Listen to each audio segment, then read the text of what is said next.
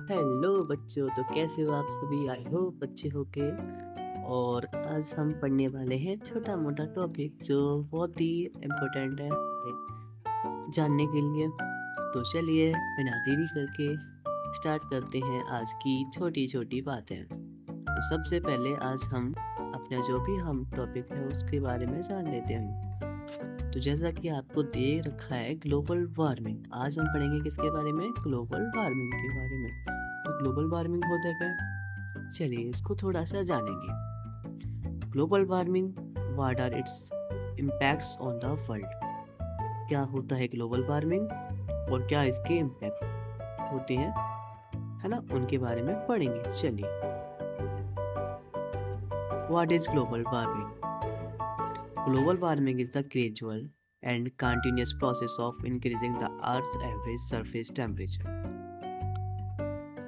होता क्या है ग्लोबल वार्मिंग में? मान के चलिए आपकी पृथ्वी का जो टेम्परेचर है वो 40 डिग्री सेल्सियस है, अचानक से क्या हो, वो बढ़ जाए। तो ये छोटा सा जो अंतर जो बढ़ा है वही क्या कहलाता है? ग्लोबल वार्मिंग कहलाता है। यानी कि पृथ्वी की टेम्परेचर का अचानक से बढ़ना क्या कहलाता है? ग्लोबल वार्मिंग कहलाता है। What is what triggers global warming? Global warming is caused by the increase in the concentration of greenhouse gases in the Earth atmosphere. अब इसका कारण क्या है? ग्रीन हाउस गैस का या ग्रीन हाउस इफेक्ट का कारण क्या है? ग्रीन हाउस इफेक्ट का कारण है आपका, ग्लोबल वार्मिंग का कारण है आपका green house gases. Green house gases क्या होती हैं? ये गैसेस क्या होती हैं? आपकी एनवायरनमेंट में मौजूद होती हैं और ये आपकी जो अर्थ है उसको, उसके टेम्परेचर को बढ़ाने में हेल्प करती हैं। लेकिन क्या होता है, जैसे ही एयर पॉल्यूशन होता है या पॉल्यूशन होता है उससे ये गैसेस क्या होती है? इंक्रीज हो जाती हैं। ये गैसेस की अमाउंट इंक्रीज होगा तो हीट क्या होगी? पृथ्वी में ज़्यादा होगी, तो अर्थ में क्या होती है? हीट ज़्यादा बढ़ जाती है। इसी कारण क्या होता है? आपका ग्लोबल वार्मिंग हो जाता है। ठीक है, अब इसके क्या क्या कारण हैं? चलिए, पहला है आपका बर्निंग फॉसल फ्यूल, यानी फॉसल फ्यूल का जलना, ईंधन का जलना। One of the main cause of global warming is the burning of fossil fuel, जैसे कि coal, oil and natural gases to generate energy. This process produce significant carbon dioxide emissions into the atmosphere. तो सबसे बड़ा कारण क्या है? आपके fossil fuel का जलना। अब फॉसल फ्यूल कैसे चलते हैं? आपको पता है आपकी गाड़ी हो गई, है ना, इनमें पेट्रोल और डीजल आपका चलता है ना। तो अब हम लोग क्या करते हैं? इसका यूज़ करते हैं। जब पेट्रोल वगैरह ये जनरेट होती है, ये चलती हैं, इनसे गाड़ी चलती है, तो ये क्या करती हैं? धुआं भी छोड़ती हैं। पीछे एक साइलेंसर लगा होता है ना, उसमें से क्या होता है? उसमें से क्या निकलता है? फॉग निकलता है, धुआं निकलता है। तो वो धुआं में क्या होता है? आपकी CO2 कार्बन डाइऑक्साइड गैस होती है, जो आपकी एनवायरनमेंट को हीट करने का काम करती है, यानी ग्लोबल वार्मिंग का कारण बनती है। दूसरा है आपका डिफॉरेस्टेशन। डिफॉरेस्टेशन डिफॉरेस्टेशन का मीनिंग होता है पेड़ों का काटना। इंटेंसिव फॉरेस्ट लॉगिंग और deforestation also contribute to global warming. Forest absorb CO2 from the atmosphere as a part of the natural carbon cycle. When forests are cut down, the CO2 previously stored in trees is released into the atmosphere. दूसरा सबसे बड़ा कारण है आपकी global warming का, वो है पेड़ों का कटना। कि पेड़ क्या करते हैं? आपकी CO2 को एब्जॉर्ब करते हैं और उससे अपना क्या करते हैं? खाना बनाते हैं, फोटोसिंथेसिस करते हैं। उसके बाद क्या करते हैं? वो आपको ऑक्सीजन रिलीज करते हैं, है ना, जिससे फिर हम क्या करते हैं? सांस ले पाते हैं। तो अगर पेड़ पौधे ही नहीं होंगे तो क्या होगा? CO2 नहीं, सॉरी, ऑक्सीजन का लेवल कम हो जाएगा और CO2 का लेवल क्या होगा? इंक्रीज हो जाएगा।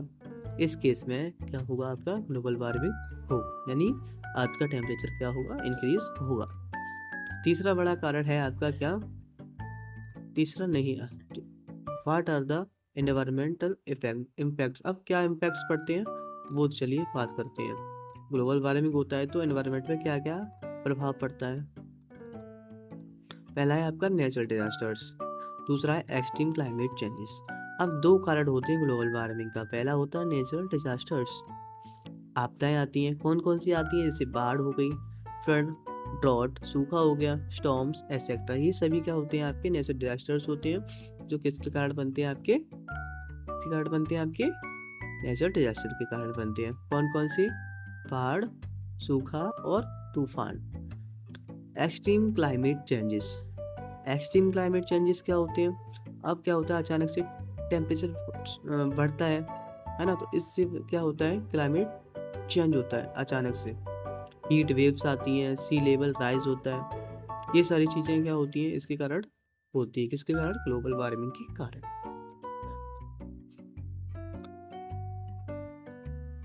What are the social and economic impacts? अब ग्लोबल वार्मिंग का सोशल, समाज पे और इकोनॉमिक इम्पैक्ट्स क्या होते हैं, उनके बारे में जान लेते हैं। तो इकोनॉमिक लॉसेस होते हैं, जैसे कि impacts on agriculture, tourism and other sectors. इससे क्या प्रभावित होता है आपका? एग्रीकल्चर कैसी होती है, टूरिज्म होता है वो प्रभावित होता है, एंड अदर सेक्टर्स इससे प्रभावित होते हैं ग्लोबल वार्मिंग से। दूसरा है पब्लिक हेल्थ। पब्लिक की जो हेल्थ होती है वो क्या होती है, उस पर असर पड़ता है। Effort to address global warming, क्या कर सकते हैं अपने प्रयास, वो देखिए। International agreements, government and private initiative. International agreement हम क्या कर सकते हैं? Paris agreement and emission reduction target. दूसरा हम कर सकते हैं role of government and companies.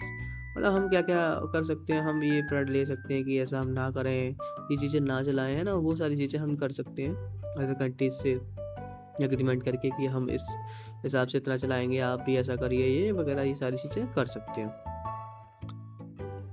हाँ, अब हम खुद से क्या प्रयास कर सकते हैं? हम शिक्षित होंगे, अवेयर होंगे, यानी education and awareness, importance of rising awareness about global warming. हम क्या कर सकते हैं, यहाँ के जो आसपास के जो लोग हैं उनको ये सारी चीज़ें बता सकते हैं कि कैसे हमें फॉसिल फ्यूल का यूज़ करना है ना? कितना अमाउंट में हमें यूज़ करना है, कब करना है, कब नहीं करना है। क्योंकि हम जब एजुकेट होंगे तो हमें पता चलेगा कि हम उस चीज़ का कैसे यूज़ कर सकते हैं, सही से कैसे यूज़ कर सकते हैं। तो उससे ग्लोबल वार्मिंग क्या होगी, लेकिन लार्ज अमाउंट में नहीं होगी, है ना? तो हम इससे बच सकते हैं।